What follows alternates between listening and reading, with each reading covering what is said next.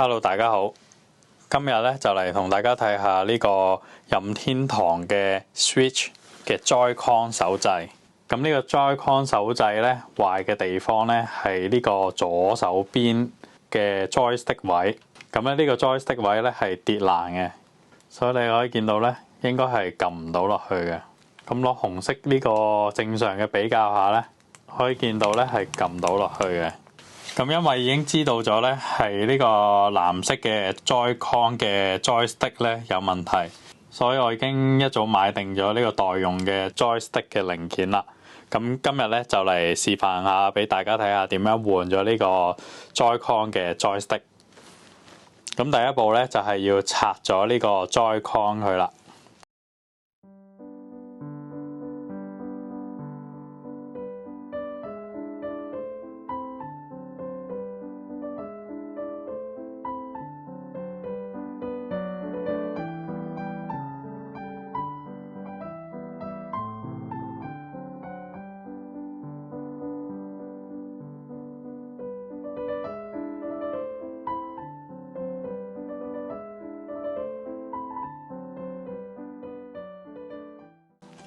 可以見到咧，呢個 Joy-Con 嘅 Joystick 位咧已經係跌到歪咗啦，凸起咗。咁啊，所以咧撳落去咧都已經冇反應啦，同埋咧轉起上嚟咧都唔順嘅。咁我嘅目標咧就係要拆咗呢個排線，然後咧鬆咗兩粒螺絲咧，就將呢個 Joystick 組件咧拎出嚟。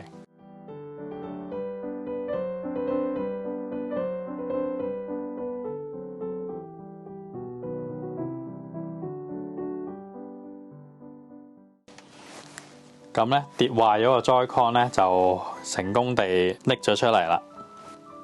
咁買翻嚟嘅代用咧係有少少分別嘅，同原裝。咁我陣間亦都會拆解下呢個跌爛咗嘅 Joystick 組件，咁啊睇下裏邊係咩構造嘅。咁而家咧就等我哋嚟裝翻呢個新嘅 Joystick 組件上去先。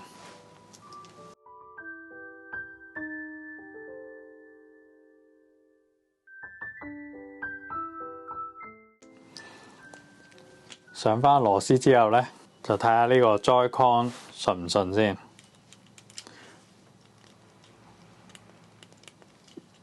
上下左右同埋撳掣咧都冇問題嘅。咁我哋咧就接翻啲排線同埋電池，裝翻個 Joy-Con 先。咁我見到呢啲 Joy-Con 嘅連接咧真係好細嘅，冇鉗去幫手咧都好難完成到呢個拆解同組裝嘅。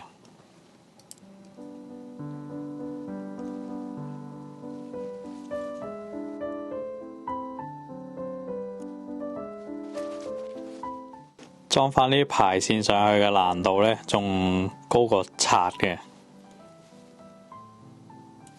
因為你要塞翻啲咁幼嘅排線上去咧，真係唔容易嘅。之後咧可以上翻 2ZL 嘅排線，同埋個滑軌上邊嘅兩個排線。咁如果你覺得個 Joy-Con 接觸不良咧，你亦都可以趁呢個機會咧，用棉花棒加啲清潔劑咧，去稍微清潔一下呢個 Joy-Con 滑軌上面嘅連接器嘅。但係清潔嗰陣就千祈唔好太大力咧，整彎呢啲連接針啦，因為佢都好幼嘅。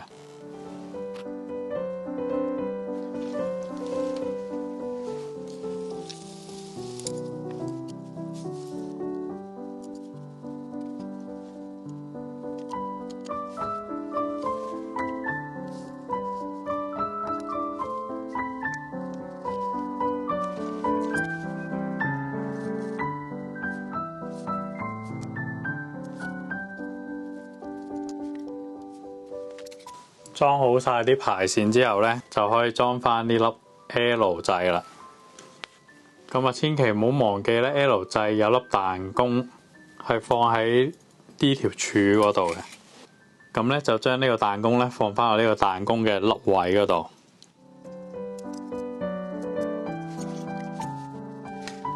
就係咁啦。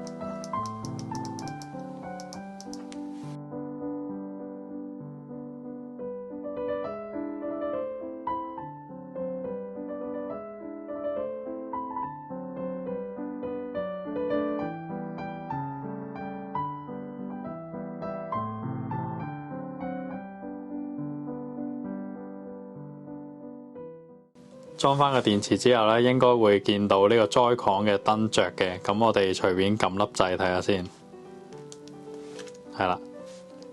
咁啊，呢個 Joy-Con 咧就有電嘅。咁我哋上翻4粒螺絲，咁就大功告成噶啦。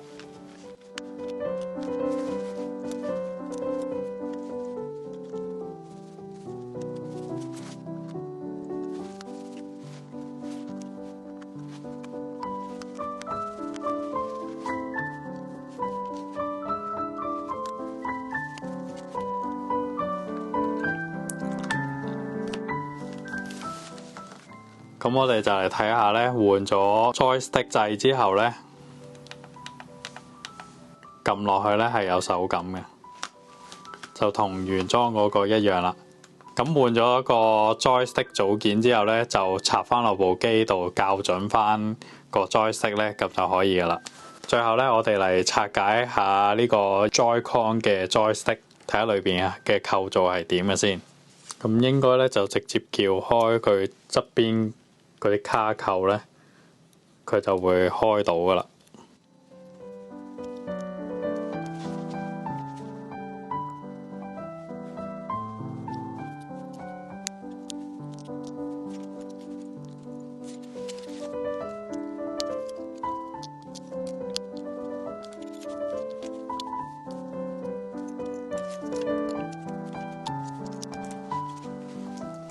好，開咗。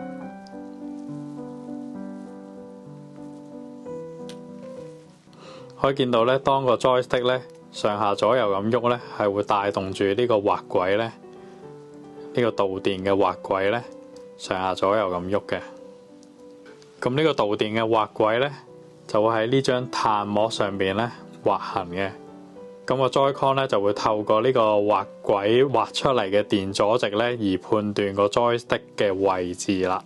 咁一般個 joystick 漂移咧，就係因為有啲污糟嘢，例如油啊或者灰塵咧跌咗落去呢個張碳膜上面，咁啊令到呢張碳膜上面嘅電阻值咧唔穩定，所以咧個 joystick 咧就會一路漂移啦。咁另外呢度有條膠咧，就係你當你撳個 joystick 嗰陣咧，佢就會撳咗落去呢個微動開關嗰度，觸發佢嗰個撳落去嘅動作啦。咁我哋再插落去先，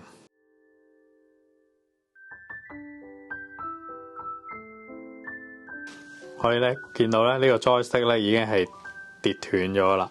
咁呢兩件嘢咧應該係連埋一齊嘅。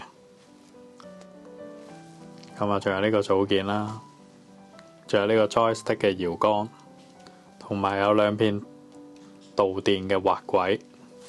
咁如果你仔細啲睇咧，嗰個滑軌上邊係塗咗啲油嘅。咁佢控制嗰啲潤滑油嘅份量控制得唔好嗰陣咧，啲潤滑油就會跌咗落呢張碳膜上面，咁就會造成個電阻值唔穩定咧，而造成呢個漂移嘅。